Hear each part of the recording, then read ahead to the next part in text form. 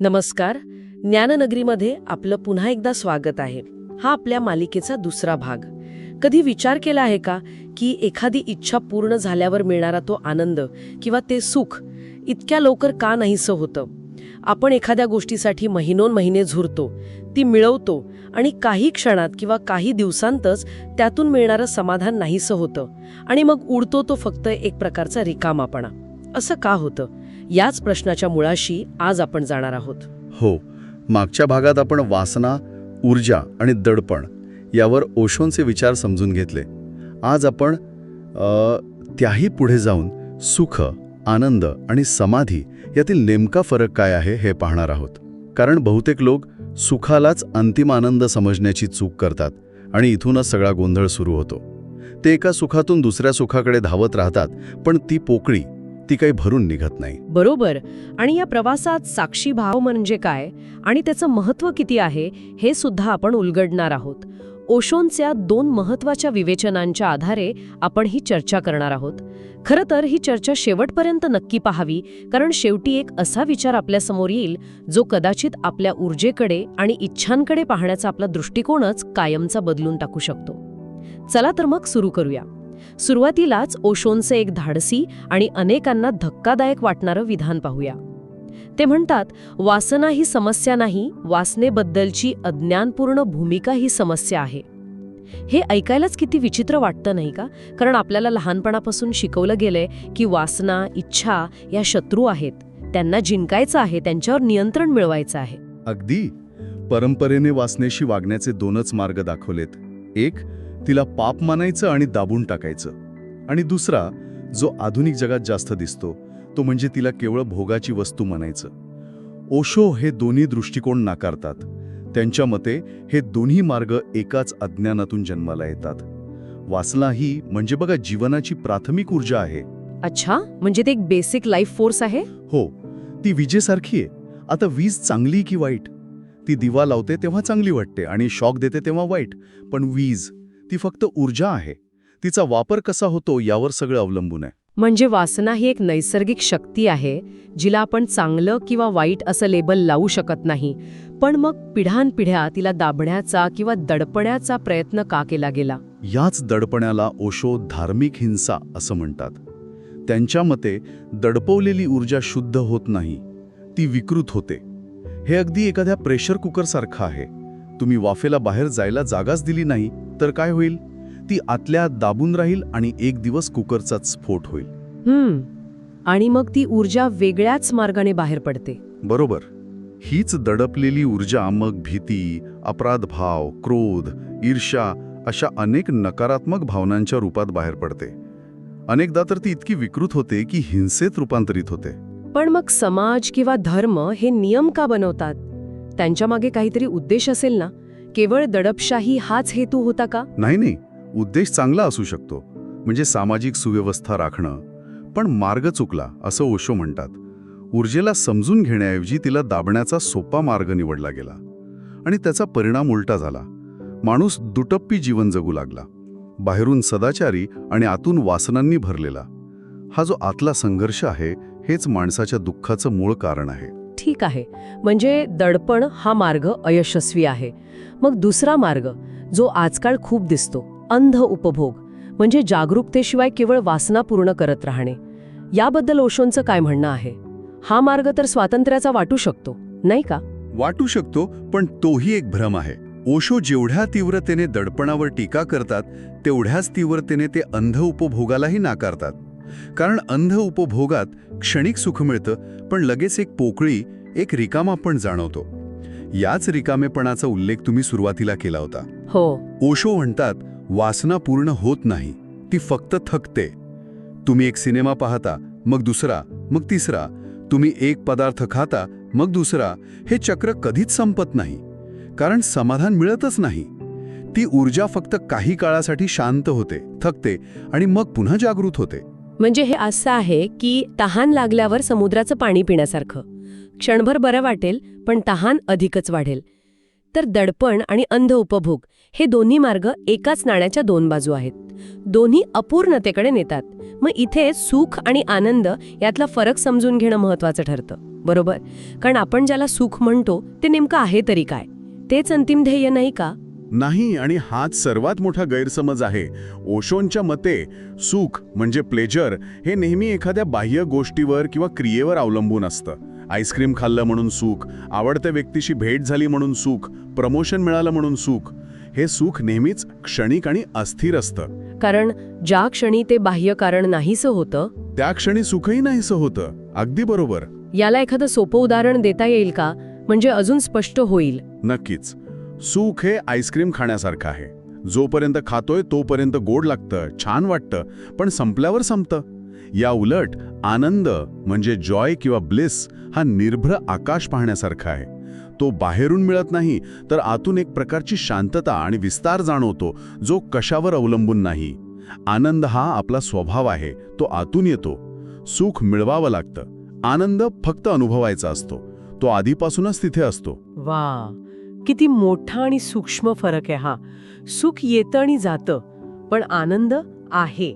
आणि याच्याही पुढची पायरी म्हणजे समाधी.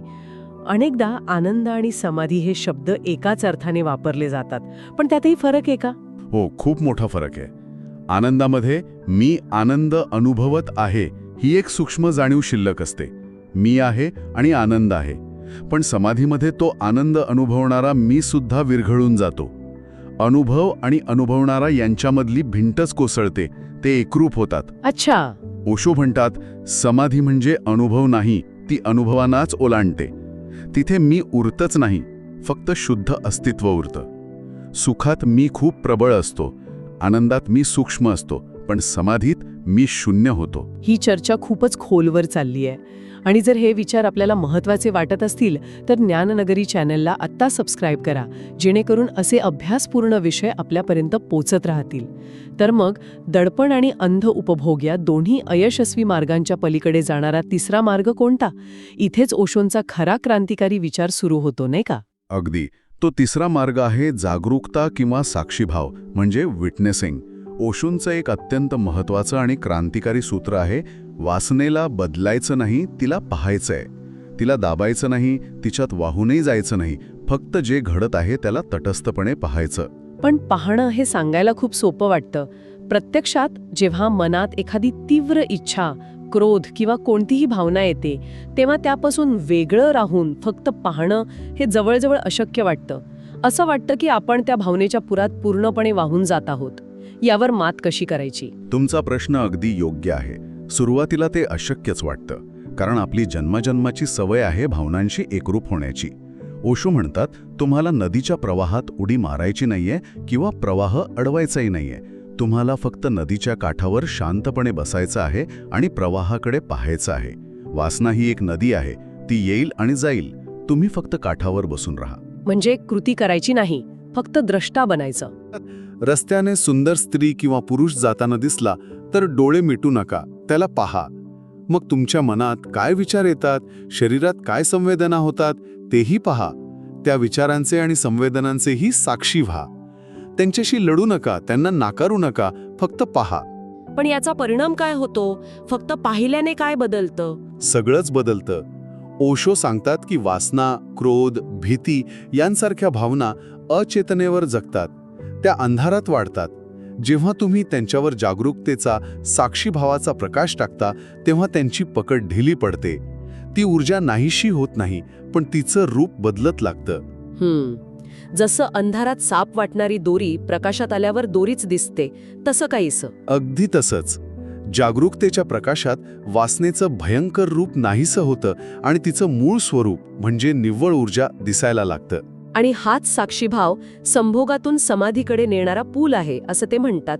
ही संकल्पना खूप वादग्रस्त ठरली. याचा नेमका अर्थ काय आहे? हो, ही संकल्पना खूप गैरसमजांना बळी पडली. ओशोंच्या मते संभोग ही जीवनातील सर्वात तीव्र ऊर्जा आणि सर्वात गहन अनुभव आहे. पण सामान्यतः माणूस त्यात पूर्णपणे बेशुद्ध, अचेतन असतो. त्याला फक्त शारीरिक सुख मिळतं आणि ऊर्जा वाया जाते. ओशो म्हणतात, संभोग अडचण नाही, तर त्यातील अचेतनता ही अडचण आहे. अच्छा, बेशुद्धी ही समस्या आहे. हो, जर तुम्ही संभोगाच्या क्षणातही साक्षी राहू शकलात, शरीरातील संवेदनांना, श्वासाला आणि ऊर्जेच्या प्रवाहाला पाहू शकलात तर तोच अनुभव ध्यानाचा बनतो. तीच ऊर्जा जी बाहेर आणि खाली वाहून जात होती ती आत आणि वरच्या दिशेने वाहू लागते. म्हणजे कृती बदलायची नाही, तर कृती करतानाची आपली दृष्टी, आपली चेतना बदलायची आहे. ज्याने पाहायला शिकलं तोच मुक्त होतो, हे त्यांचं वाक्य आता जास्त स्पष्ट होतंय. पण ही ऊर्जा वरच्या दिशेने जाते म्हणजे नेमकं काय होतं? यासाठी काही हठयोग किंवा जबरदस्ती करायची आहे का? अजिबात नाही. आणि हाच ओशो आणि पारंपरिक योगमार्गांमधील एक महत्त्वाचा फरक आहे. ओशो कोणत्याही प्रकारच्या जोर जबरदस्तीच्या नियंत्रणाच्या विरोधात आहेत. ते म्हणतात ही निरीक्षणाची प्रक्रिया आहे, नियंत्रणाची नाही. ओशोंच्या मते आपली ऊर्जा साधारणपणे खालच्या केंद्रांमध्ये म्हणजे मूलाधार आणि स्वादिष्ठान चक्रात केंद्रित असते, जी जगण्याच्या मूलभूत गरजा आणि प्रजननाशी संबंधित आहे. बरोबर. जेव्हा आपण जागरूकतेने, साक्षीभावाने आपल्या आत पाहतो तेव्हा हीच ऊर्जा कोणत्याही बळजबरदस्तीशिवाय आपोआप वरच्या केंद्रांकडे, जसं की हृदय केंद्र किंवा तिसरा डोळा म्हणजे आज्ञाचक्राकडे वाहू लागते. आणि मग त्या ऊर्जेचा अनुभव कसा येतो? म्हणजे त्यात काय बदल होतो? खालच्या केंद्रांवर तीच ऊर्जा वासना किंवा कामुकता म्हणून अनुभवली जाते. पण जेव्हा तीच ऊर्जा हृदय केंद्रावर येते तेव्हा तिचा अनुभव प्रेम, करुणा आणि मैत्री म्हणून येतो. जेव्हा ती आज्ञाचक्रावर येते तेव्हा तिचा अनुभव अंतर्ज्ञान, स्पष्टता आणि जागरूकता म्हणून येतो. आणि जेव्हा ती सर्वोच्च केंद्रावर सहस्रार चक्रावर पोचते तेव्हा तोच समाधीचा अनुभव असतो. ऊर्जा एकच आहे, फक्त तिची अभिव्यक्ती बदलते. मग ओशोंच्या ब्रह्मचर्याची कल्पना सुद्धा याच विचारावर आधारित आहे का? कारण ते पारंपरिक ब्रह्मचर्याला म्हणजे दडपण्याला सरळ नाकारतात. हो, ओशो स्पष्ट सांगतात, ब्रह्मचर्य म्हणजे वासना दडपण नाही, ब्रह्मचर्य म्हणजे ऊर्जेचा अपव्यय न होणं. खरं ब्रह्मचर्य हे नियमातून नाही तर समजुतीतून, जागरूकतेतून येतं. जेव्हा साक्षीभाव वाढतो तेव्हा ऊर्जा आपोआप वरच्या दिशेने वाहू लागते आणि खालच्या केंद्रांवरची तिची ओढ नैसर्गिकरित्या कमी होते. तो एक संघर्ष राहत नाही तर एक सहज स्थिती बनते. हे जबरदस्तीने मिळवायचं नसतं, हे आपोआप घडतं. ठीक आहे. तर मग आजचा या सखोल चर्चेतून आपण काय शिकलो याचा थोडक्यात आढावा घेऊया. पहिली आणि सर्वात महत्त्वाची गोष्ट म्हणजे वासना शत्रू नाही तर एक मूलभूत जीवन ऊर्जा आहे. तिच्याबद्दलचं आपलं अज्ञान ही खरी समस्या आहे. दुसरी गोष्ट, या ऊर्जेशी वागण्याचे दोन प्रचलित मार्ग, दडपण आणि अंध उपभोग, हे दोन्ही अपयशी आहेत. दडपण ऊर्जेला विकृत करतं आणि मानसिक रोग निर्माण करतं, तर अंध उपभोग तिला फक्त थकवतो, कधीच पूर्ण समाधान देत नाही आणि शेवटी रिकामेपणाच देतो. तिसरी गोष्ट, सुख हे क्षणिक आहे आणि बाह्य कारणांवर अवलंबून आहे. या उलट आनंद आंतरिक, स्वाभाविक आणि अकारण आहे. आणि समाधी ही मीपणाच्या विरघळण्याची अवस्था आहे, जिथे अनुभव आणि अनुभवणारा एकरूप होतात. आणि या सगळ्याचा सारांश म्हणजे या ऊर्जेच्या रूपांतरणाचा एकमेव राजमार्ग आहे जागरूकता, म्हणजेच साक्षीभाव. आपल्या आत जे काही घडत आहे, इच्छा, सुख, दुःख, विचार, त्याला फक्त तटस्थपणे पाहणं. हे पाहणंच हळूहळू ऊर्जेला शुद्ध करतं आणि तिला वरच्या दिशेने प्रवाहित करतं. हाच तो पूल आहे जो संभोगातून समाधीकडे नेतो. आणि आता आजच्या चर्चेतला तो महत्त्वाचा विचार, जो आपल्यासाठी एक नवीन दिशा उघडू शकतो. ओशोंच्या विचारांनुसार आपल्या सर्वात आदिम, सर्वात मूलभूत ऊर्जेमध्येच सर्वात मोठी आध्यात्मिक संधी दडलेली आहे. प्रश्न हा नाही की त्या ऊर्जेतून कसे पळावे, तर हा आहे की त्या ऊर्जेसोबत पूर्णपणे उपस्थित, पूर्णपणे जागरूक कसे राहावे. सतत बाहेर लक्ष वेधून घेणाऱ्या या जगात कदाचित सर्वात क्रांतिकारी कृती हीच असेल की आपलं लक्ष आत वळून जे आधीपासूनच तिथे आहे त्याला फक्त शांतपणे पाहणे. अगदी. आणि पुढच्या भागात आपण याच पाहण्याच्या क्रियेला म्हणजेच ध्यानाला अधिक जवळून पाहणार आहोत. ध्यान म्हणजे नक्की काय? डोळे मिटून शांत बसणं की प्रत्येक क्षणात जागं असणं? ओशोंच्या काही सक्रिय ध्यान पद्धती आणि त्यामागचं विज्ञान यावर आपण सविस्तर चर्चा करू. आजची ही सखोल चर्चा आपल्याला कशी वाटली हे आम्हाला कॉमेंट्समध्ये नक्की कळवा. जर ही चर्चा आवडली असेल तर या व्हिडिओला नक्की लाईक करा आणि ज्ञाननगरी चॅनलला सबस्क्राईब करायला विसरू नका. पुढच्या भागात भेटूया.